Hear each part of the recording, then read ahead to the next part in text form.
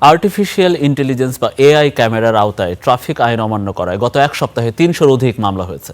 এই ব্যবস্থা পুরোপুরি চালু হলে প্রতিদিন ১,০০০-এর বেশি মামলা হবে বলে জানিয়েছেন ডিএমপি কমিশনার মোহাম্মদ সরোয়ার। দুপুরে রাজধানীর এয়ারপোর্ট সড়কে ট্রাফিক সিগন্যাল লাইট উদ্বোধন শেষে এসব তথ্য জানান তিনি।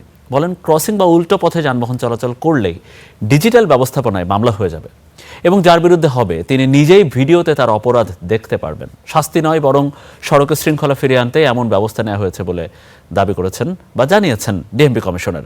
আপাতত ৮টি পয়েন্টে ট্রাফিক সিগন্যাল লাইট স্থাপন হলেও প্রায় ৩০টি পয়েন্টে এই ব্যবস্থা চালু করা হবে বলেও জানান ভারপ্রাপ্ত কমিশনার।